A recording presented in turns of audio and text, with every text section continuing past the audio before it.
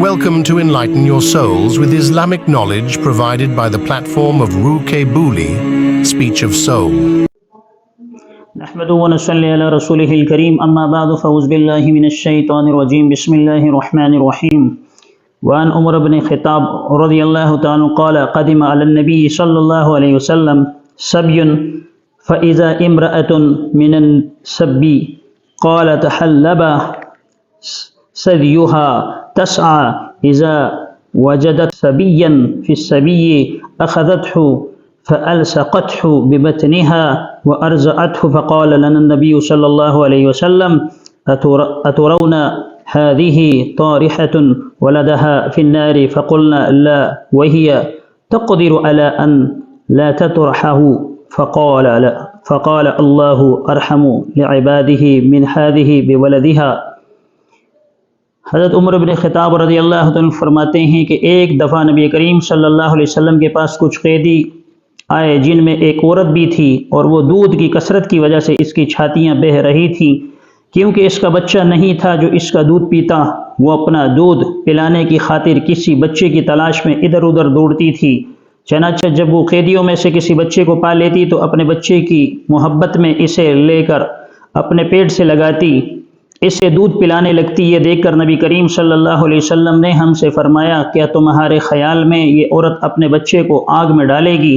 یعنی جب یہ غیر کے بچے کے ساتھ اتنی محبت کرتی ہے تو کیا اس بات کا خیال کیا جا سکتا ہے کہ یہ اپنے بچے کو آگ میں ڈال دے گی؟ ہم نے کہا ہرگز نہیں ڈالے گی بشرطے وہ ڈالنے پر قدرت رکھتی ہو. آپ صلی اللہ علیہ وسلم فرمائیے عورت اپنے بچے پر جتنا رحم و پیار کرتی ہے اللہ تعالیٰ اپنے مومن بندوں پر اس سے کہیں زیادہ رحم و پیار کرتا ہے.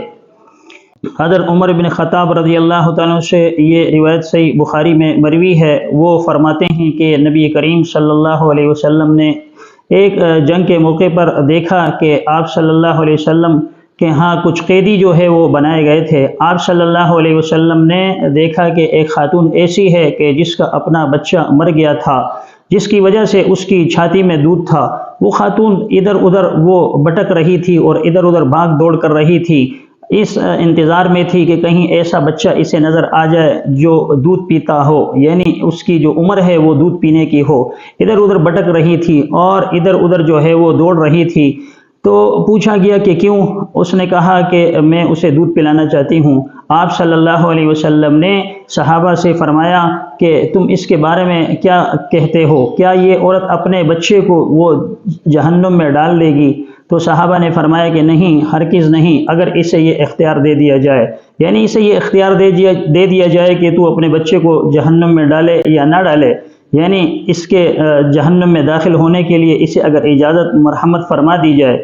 تو صحابہ نے فرمایا کہ ہرگز ایسا نہیں ہے. رسول اللہ صلی اللہ علیہ وسلم نے اس موقع پر یہ ارشاد فرمایا کہ اللہ تبارک و تعالی اس سے زیادہ اپنے مومن بندے سے محبت رکھتے ہیں. تو اللہ تبارک و تعالی نہیں چاہتے کہ وہ اپنے مومن بندے کو جہنم میں داخل فرما دے، لیکن جب ایک آدمی حد سے تجاوز اختیار کر لیتا ہے، اللہ تبارک و تعالی کے حدود کو پامال کرتا ہے، تو اللہ تبارک و تعالی اسے سزا اور عذاب کے اندر مبتلا فرماتے ہیں. ورنہ اللہ تبارک و تعالی کی رحمت وسیع ہیں. اللہ تبارک و تعالی ہر وقت ہر گھڑی ہر آن یہ چاہتے ہیں کہ میری مخلوق جو ہے وہ کامیاب ہو جائے اور اسے جو ہے وہ فلاح حاصل ہو اور جہنم سے چھٹکارا. اس کے لیے کوئی ایسا سبب تلاش کرتے ہیں جس کی وجہ سے یہ جہنم سے بچ جائے اور جنت میں جانے والا بن جائے. اللہ تبارک و تعالی ہمیں اپنی رحمت میں شامل فرمائے اور اپنے عذاب سے محفوظ فرمائے. آمین وآخر دعوانا ان الحمدللہ رب العالمین. Thanks for watching. For more Islamic lectures, kindly subscribe to Ruke Buli on YouTube.